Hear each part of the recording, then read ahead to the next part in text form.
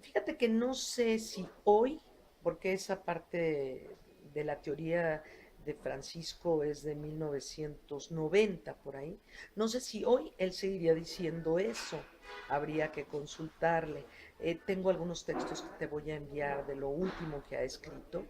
Eh, no sé si lo seguiría diciendo. Interesante porque él viene del teatro y él viene de la poesía. ¿No?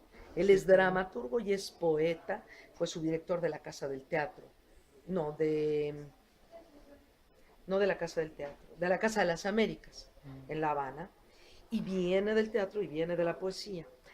Yo creo que mucha parte de este fundamento inicial, cuando él escribió estos textos en la década de los 90, tuvo que ver con que él hablaba de lo básico y fundamental del acto de comunicar, que es el emisor, el, uh, El el, canal, el canal, mensaje. Ajá. el mensaje y el receptor. Ujú. Yo creo que en eso se fundamentó. Yo me preguntaría ahora si él sigue pensando eso. Te digo, ¿Y qué tomando en piensas tú en consideración, entonces? fíjate que sí me parece que las teorías de la comunicación de masas, por decirlo de alguna manera, son muy importantes aquí, que muchas de las personas que se nos han acercado a nosotros para dar algún tipo de taller son personas que no es que quieran ser narradores, es que quieren tener la capacidad de comunicar, de transmitir ideas, de pararse en público y de hablar, porque se dan cuenta que el narrador adquiere estas herramientas. Entonces yo sí creo que parte de una parte importante de la base teórica surge de ahí. Pero si queremos tener algún lugar en las artes escénicas, si queremos hacer un trabajo, un trazo escénico limpio, cuidado, tenemos que abrevar del teatro. Y si queremos ser respetuosos con el texto, si queremos ser respetuosos con el autor, si queremos ser respetuosos con el público, entonces, aparte de cuidar la escena, aparte de asegurarnos que nuestro acto de comunicación es veraz, tenemos que cuidar nuestra verbalización. Ok. Entonces es como un todo. Fui como Cantinflas. Te dije, pero sin decirte. Porque, viste, los tres los puse ahí. Claro, claro.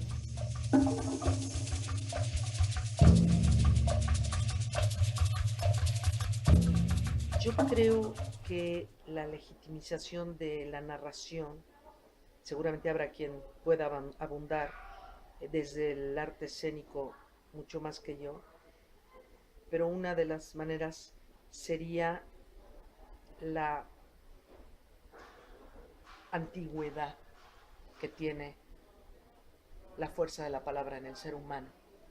El ser humano se cuenta desde el principio de los tiempos y los cuentos, las fábulas, las crónicas, las leyendas han sido sustento, guía, camino, referente para los seres humanos. Yo creo que el arte de contar cuentos retoma de ahí, abreva de ahí, se fundamenta, es su gran antecedente, es su gran orgullo ser heredero de, del juglar, del trovador, del cuentero de la tribu, del cuentero tradicional. Yo creo que ahí es de donde nosotros podemos decir si el cuentero es la memoria de los pueblos, si el que cuenta es la memoria del pueblo. Ay, pues ojalá yo algún día acceda a ese magnífico nombre, ¿no?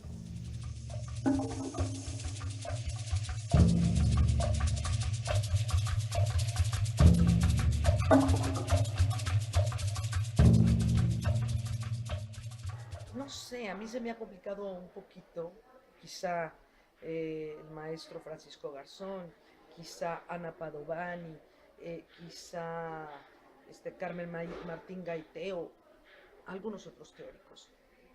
Quisieran teorizar un poco más o quizá disentir, pero yo no pongo arriba nada de abajo. El narrador oral escénico es el que se forma con Garzón Céspedes porque él acuñó Ese término. el término. El narrador oral, el cuentero, el cuentacuentos. Se decía que el cuentacuentos era más bien solo para niños y utilizaba elementos, porque muchos actores que veníamos como de los títeres y todo esto, empezamos a aprender a contar cuentos y usábamos algún elemento al principio o ahora usamos elementos. Y los que estudiamos con Garzón nos decían no necesitas elementos, tú solo con cuerpo y voz puedes expresarte. Entonces, de ahí empezó a ver la diferencia, que si el cuentero tradicional, el cuentero de la tribu, yo no creo que ninguno deba estar encima del otro, que todos tienen una intención de comunicación, de divertimento, lúdica, y que cada uno tiene su valor y puede desarrollarse como mejor puede o le parece o necesita.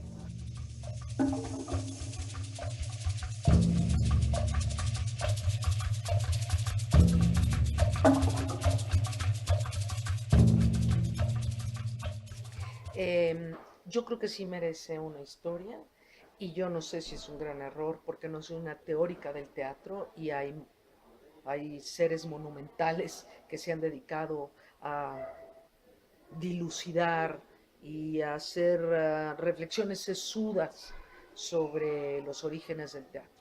Pero yo sí creo que el narrador es parte fundamental de los orígenes del teatro y que por eso los que nos dedicamos a contar cuentos queremos una y otra vez darle este peso y convencer a nuestros compañeros, colegas. Nosotros nos consideramos colegas del actor y ya muchos actores nos consideran colegas. Algunos tenemos formación de teatro, que no es lo mismo, tú bien sabes, hacer teatro que narración. Hay actores que porque son actores deciden contar cuentos e incursionan y no se acercan a las reglas básicas, fundamentales de la narración, y entonces hay un champurrado ahí interesante, propuesta individual, no es narración oral, como se le conoce, pero yo creo que cada quien tiene Pero derecho a hay hacer lo que quiera. espacio. Claro, hay espacio para todo.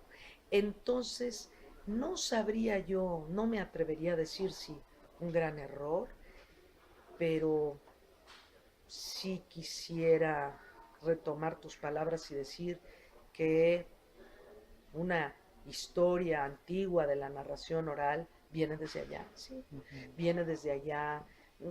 Dime tú qué tribu no tenía la necesidad de tener un cuentero. Todavía en Claro. África los griots, todavía hoy hay herederos de griots en África, vienen de abuelos, de padres, de hijos, cosa que nosotros perdimos.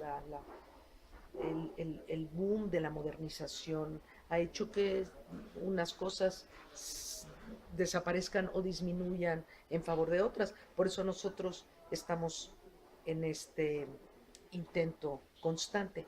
Cualquiera diría, oye, en un mundo tan poblado de imágenes como el mundo en el que vivimos ahora, ¿a quién se le ocurre ponerse a contar cuentos?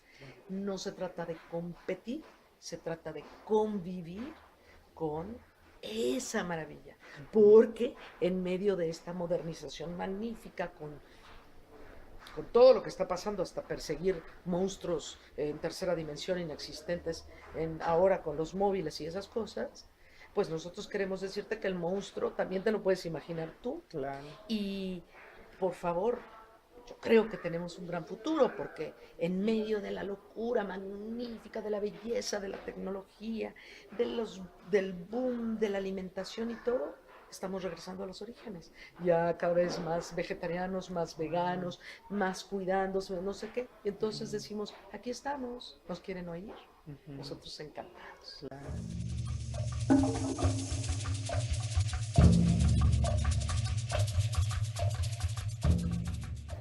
Está relacionado con la letra porque, abrevamos, somos narradores contemporáneos y abrevamos de lo que ha escrito otro. Algunos, afortunados, utilizan textos propios. Yo, yo también.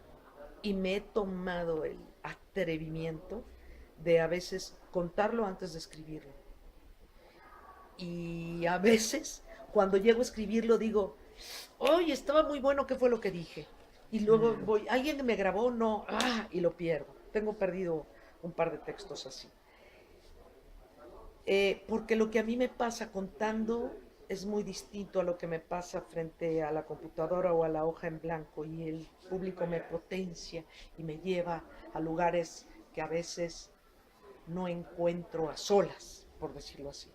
Pero son garbanzos únicos que me he encontrado como dos en toda mi existencia, y además soy miedosa y no publico, entonces ahí están, atacados de la risa los textos. Somos narradores modernos.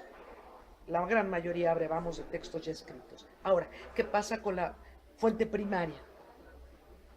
He tenido la fortuna de trabajar con algunos lingüistas, escucharlos en conferencias en el Colegio de México, y conocer algunos de la ENA, de la Escuela Nacional de Antropología e Historia.